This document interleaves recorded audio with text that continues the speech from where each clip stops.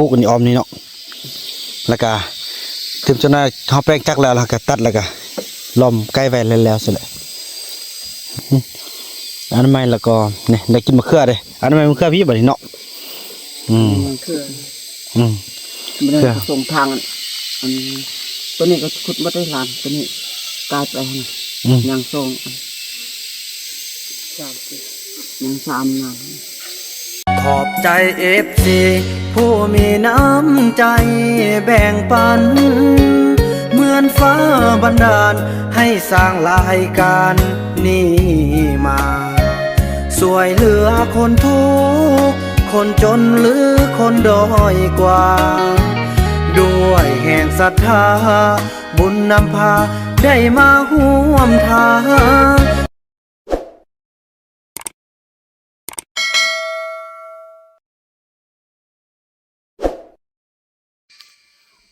สบายดีทำสมเนาะคลิปนี้ก็เป็นคลิปหนึ่งที่บ่าวมานำอยู่ที่หมู่บ้านพระต้องเหลืองเนาะซึ่งว่าเมื่อกี้ก็ต่อจากคลิปที่แล้วเนาะพี่น้องเนาะแต่ว่าไปทอดเอาเงิน200,000คลิปให้คำม่วงไอ้คูณเนาะแล้วก็ซื้ออันน้ำมันใช้จักรพี่น้อง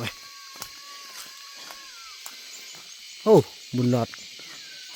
โหกับไผ่โอ้มีนกแก้วมาเนี่ยพี่น้องนกขุนทองเนาะไอ้คุณโดยสันแซบโอ้กินข้าวเนอะเนี่ยอ๋อมีอันนี้มกเงินใส่อันนั้นใส่หยวกอ้าวบุญรอดม้วนกระดอก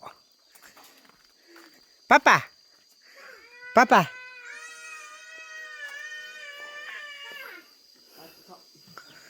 สาลีกินละอย่ามกนี่มกเงินไปกินข้าวมาบ่มกเงินอันนี้เงิน200,000ไล่ดูครบบ่ไล่4 เบอร์1นี่เนาะ2จับไล่ดูครบบ่200,000 1กันเลยคิดที่เบอร์ละ2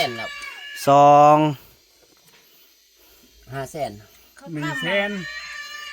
3 4 เบอร์ครบแล้วเนาะ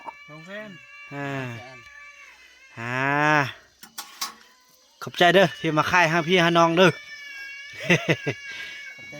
โดยเช่นกันน้องสิกินก็กินเลยบ่เป็นหยังบ่ต้องอายกินน้ำเลยเด้อ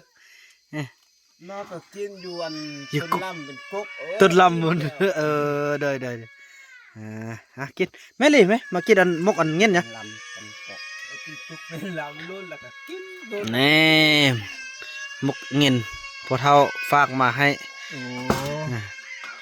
เราฝากมาให้เห็นว่าพวกเฮาเฮ็ดเวียกเฮ็ดงานเก่งเราเขาจะฟังให้เอาไอ้นู่นไอ้คุณเด้ไอ้นู่นไอ้ส่งเด้นู่นเนี่ยบุลุกเลยบุลุกตั้งแต่เช้าเลยนู่นน้องเป็นแบบบุลุกเลยอันนี้นะตาน้องเป็นยังยุงกัดโอ้เฮ้ยเนาะกินข้าวบ่ไอ้สิพวกเขาจะก่อนไอ้นู่นเอ้ยไปกินข้าวน้องไอ้ส่งเด้แม่มากินข้าวไว้ฮะนั่นนี่ใส่ยี่นาฮันอันลูกกินข้าวแล้วแม่มากินไหมโอ้คำน้อยเด้มากินข้าวไว้เอาแล้วไอ้เขากินแล้วโอ้ใส่แอดนึงโอ้เดี๋ยวน้องก็กินไหมเนี่ยมกเงี้ยนะแซ่บก่อนได้กินข้าวกับมะม่วงอิ่มละข้าวกับมะม่วงคักละ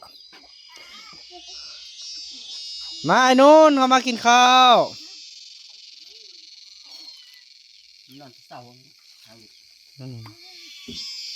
มาโอ้มคืนนี่เฮ็ดนักนะ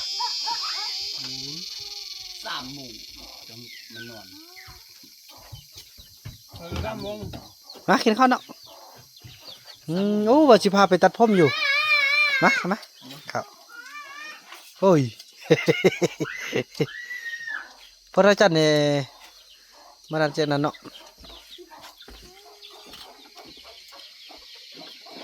ลิ้นโทรศัพท์ ผู้ใดนู่นนะโอ้ลิ้นโทรศัพท์ผู้ใด Tân đồng xây mưa quay nha. โอ้ อันนี้แหละบ่เคยจวบโดนเลยจวบแล้วก็มันนั่นเลยบ้านนี้ถึง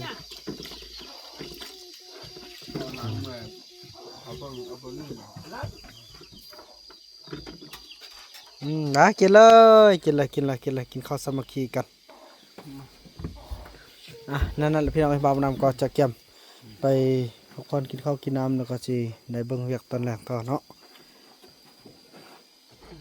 อบอุ่นเด้กินกันหลายคนแซ่บเนาะถือว่าภาพบรรยากาศในยามแรงพี่น้องเนาะถือว่าหลังจากพักผ่อนกินข้าวกินน้ำแล้วเขาเจ้ากาไปลุยงานต่อพี่น้องเนาะถือทำงานอย่างมีความสุขพี่น้องหลายคนเนาะส่วนสาวลีสาวติ๊กเฝ้าบ้านพี่น้องบ่อยากว่าหลายพี่น้องเนาะสำคัญละเบิ่งผู้ชายเฮานี่แหละ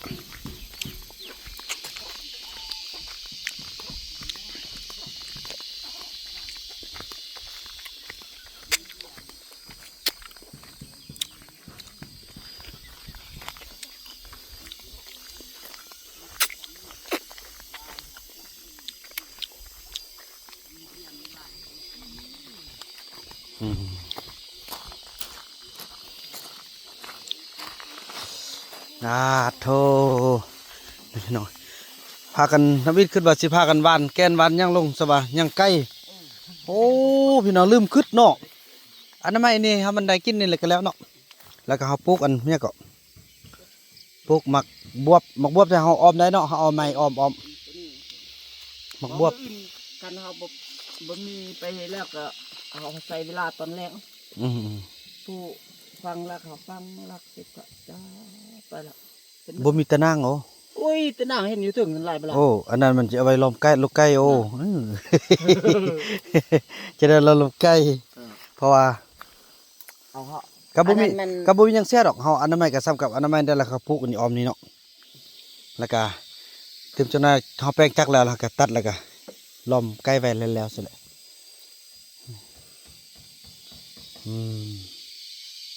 ใช่ได้ไอ้คำหน่อยโอ้โธ่นั่นนี่กันบ่กินเหล้าก็เป็นคู่เป็นคนดีใจนำ Thì lỡ phải cho nên mình mía cà nốt. หากินไหนหนึงก็มันมีเรื่องเลยเด้บ่อยู่ต้นไอ้ต้นเดิมนี่บ่ได้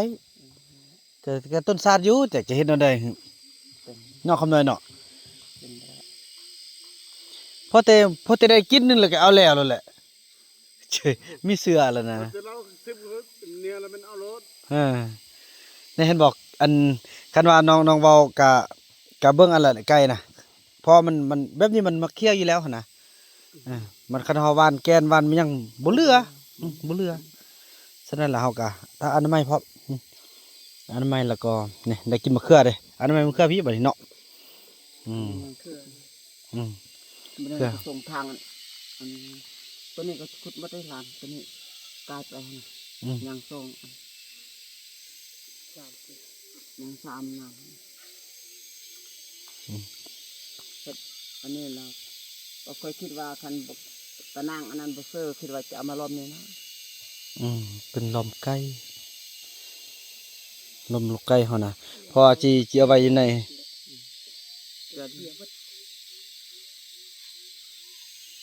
หรือว่าคือว่ามันเป็นเวียกคือเก่าขนาดสิล้อมนะพอยักบ่ยากก็สิได้มางไปอ้อมลูกไก่คือเก่าเนาะนะเพอเป้าหมายหลักนี่ก็คือไก่เขาต้องได้ขังอยู่ในคอกไม่เห็นบ่มาลิ้นแล้วดิขนาดคนอยู่มันยังมาแล้ว คนบ่อยู่สิซ้ำได้มีแต่แนวนี้น้องว่าสิเฮาอนามัยนี่เอาไว้ได้กินอันนี้เนาะแล้วก็ปลูกตัวนี้แล้วก็น้องสิเอามะกล้วยมาปลูกต่อไปเป็นปลากล้วยนั่นนี่นะปลากล้วยปลาอ้อยนี่เสริมอันน่ะก็บ่เสียหายหยังดอกส่วนไก่เฮาก็เบิ่งหั่นแหละสิพยายามตัดทางนั้นสิเอาคนข้างนอกมาช่วยก่อนบ่ไปเบิ่งเด้ออันนั้นน่ะบ่ช่วยเลยเนาะทางให้เอาเนาะ จับตัดเองอันนี้คาถาผมมีตะนางเป็นว่าจะเอาไก่ไว้เนื้อหั่นแต่เอาผมมีอย่างทำกินก็ตาย อันนี้กันว่าเป็นอันนั่นเอาไปผ่าไหมเนาะผ่าไหมเป็ดกระแตะ บินข้ามคือเก้าป้าเช่นนั้นเดี๋ยววะ กันมันตะนางแทนมันบอก แต่นางโบบินข้ามมันบ่ มันบอกว่ามันจุ่ม หรือว่า มันจะเส้นนี่มาไปอันนี้มานี่กันว่าเขาใส่ปลูกปลาคอมกินใส่อันนี้ตัวนางหันเขาไปได้เบิ่งมันถูกกวงจริง โกประมาณ บ่ ประมาณท่วมหัวนี่แหละ มันเลือบ่เอาล้อมมัน คำว่าเลือดแต่บ่เลือดดอกพอเฮาสิได้ออมพุ่นน่ะออมหมดละแค่นั้นน่ะกวางถ้าเขาปอมต้นไม้ได้ก็ปานนั้นโอ้สาดให้ว่าต้นไม้ก็ได้ เนี่ยแล้วก็ปั๊มก็ตัดอันนี้ปั๊มมันลงไปคนบอกเขาก็ให้เขาซึกช่วย หรือว่าอันนั้นบ่ฮะเฮาปลูกนี่เฮาเอาสลีมาใส่น้ำได้บ่ อืม หรือว่าปลาเนาะอันใดก็พออันใด ตัวนี้เอาตัวนี้เอาไว้จะปลูกหมักทั่วนะนานตัวนี้นะ ตัวดิน หมักตัวดินนี่นะ ย่าปลูกมอตัวดินมันนั้นมันเสียเวลาซะแล้วเบิ่งปีกายเนาะ น่ะ อันเคยบ่อยู่เฮาปลูกเห็นบ่อันนี้เงินเก่าปลูกงามแต่ว่าก็ได้กินแต่น้ำคาบซื่อๆนั่นน่ะคันมันมะเขือนี่ ปลูกคือเลี้ยง คันว่ามันมะเขือนี้มันก็สวรรค์ยังได้กินหรือบ่ มะเขือเนี่ย หรือว่าอันนั้นบ่ฮึ มันแล้ว หรือว่าเฮาปลูกมะเขือบ่ มะเขือเนี่ยเขา ซ้ำนี่ก็พอแห้งแล้วเนาะ เป็นมาบ้าแล้ว มีแต่อนามัยตำนี้เอาเนาะมัน หนึ่งเนี่ยจูนี่มันขึ้นมาเนาะมัน อื มี ม ดอกนี่ แม่นแหละ มักไล่เลย แม่น แต่เขาทางให้มันแป้นคือ อืม ยังให้ลูกยังแล้วตัวนี้คันปลูกก็ปลูกตัวนี้ อืม นี่ใส่ผักใส่ผักกาดใส่ผักหอม เบิ่งสั่นมือเบิ่ง ตัวนี้ละคือทางขึ้นได้ เบิ่งอันนี้มื้ออื่นนี่คันว่าอันนั้นเฮาแบ่งเวียกกันเนาะแล้วจุดหนึงก็ไปทางหญ้าเนาะเรานอกก็เช็ดนำเฮามาเบิ่งบ่อนอันที่ว่าเช็ดลูกไก่เนาะพอเคี่ยวลูกไก่เข้าไปในแล้วก็ว่าข้างใดแล้วก็อันนี้เฮาก็บ่ได้อันนั้นเด้เฮาล้อมที่ไก่เอาเนาะหรือว่าจังได อันคันว่ามืออื่นคันแดดแหละไปเสียหญ้าล่ะครับไปเสียหญ้า เออ แล้วอันตัวนี้ละป้ามาเดินละเอาเบิ่งหญ้าว่าฝนตกแล้วนึงละครับมีฐานะอ่ะ เออก็ได้ เสียหญ้านี่กันหาปลาต้นมันตึบ แม่นอันเท่าไรก็ทางฝ่าวเนาะ อันนั้นพุ่นยาวเพราะว่าโอ้ย อื ยาม วเก็บมาห้านะ เกือบบ่ฮะ ผักหาเนี่ยเอาดึงออก สันมื้ออนนี่เอาจังซี่ซะแนวใดก็แผ่นเฮาสิในต้นน้ามันเป็นปลากล้วยนี่เนาะก็สิเบิ่งซอกซับวางกล้วยตัวใดที่ว่ามันมีกะว่าพุกใดเนาะเนาะสิพุกไปพุกนั่นนี่เด้อ ปลูกแค่ แค่มันเฮาปุ้มะพร้าวแล้วแค่เฮาเอาประมาณเข็ดนั่นนี่แหละเพื่อรักษาดินซื่อๆแหละเนาะเพราะตอนนั้นแล้วเฮือนห่มน่ะอยู่พุ่นบนปลูกผักเอานะเพราะมันมีอันทางเมืองเขาสิช่วยซ่องลังเด้เฮือนห่มน่ะเห็นเอาเฮือนห่มนะเขาสิช่วยโอ้คักไว้หลายคนมาช่วยกันเนาะม่วนดีเนาะอันนั้นกันว่าค่อยไปเมื่อแล้วก็พักผ่อนบ่ไปนั่งเด้อค่อยไปอ้าวจังซี่แหละเดี๋ยวสิขึ้นไปยามเบิ่งเจ้านายลี่กับเจ้านายติ๊กกันเด้อ ไปเบิ่งเจ้านายกันเพื่อฮอดยามกินข้าวมีคนหาปลาข้าวให้กินนึ่งข้าวมีคนนึ่งให้กินเด้พี่น้องเอ้ยล้างถ้วยล้างบ้วงก็มีคนล้างให้ป้านนั้นอย่าว่าอวดองค์อีกโอ้กะบ่สร้างสิว่าพี่น้องอันนี้แหละเหตุผลที่บ่าวบ่นำต้องอยากเอาซ่องพ่อลูกมาอยู่นำก็เพื่อเป็นแรงงานเป็นผู้ที่ดูแลกันคือบ่มี2คนบวกกับเคยนี่บ่าวบ่นำบ่ไหวพี่น้องเอ้ยนี่บ่าวนอนหมดมื้อบ่ลุกในบ่อคูณใครมกม่วงได้เงินซื้อเหล้านั่นแหละเช็ดนั่นแหละเอาไปเอามาพี่น้องเอ้ยคนเฮามาเอาคนมาพัฒนาเอาเนาะพัฒนาเอาทำมันดีที่สุดพี่น้องเอ้ยได้ดีที่สุดวันนู้นก็นอนหุ่นปนัดเป็นในบ้านได้นะจังเดือเลย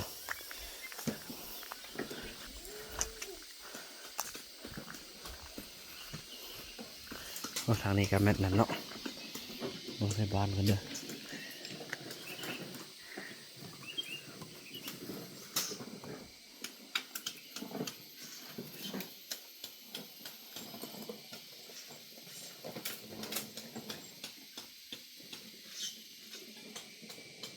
ว้าเมื่อยเมื่อยเมื่อยอยากหลับ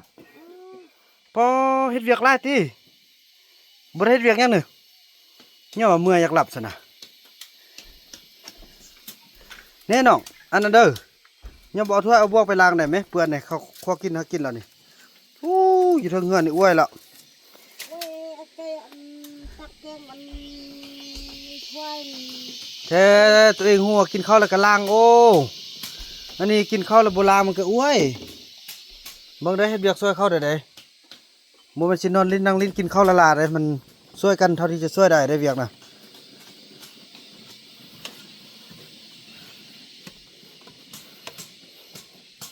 เฮ้ยอันนี้ก็บ่ไปล้างถ้วยเด้นอนคือกันอันนี้ก็ได้เอ้พวกเจ้านี่เกิดมาสบายนี่บ่แม่นเกิดมาทุกข์นั่นนี่นะอืมว้าวโอ้นางติกอยู่พี่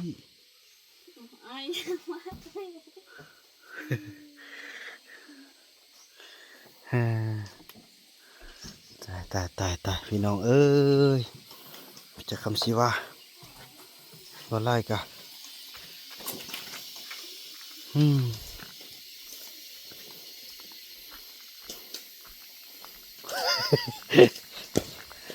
นอนหมดมือเมื่อยเหี่ยวซานนางลีโอ้เนาะกินแล้วนอนเมื่อยอยากหลับเท่านั้นเวียก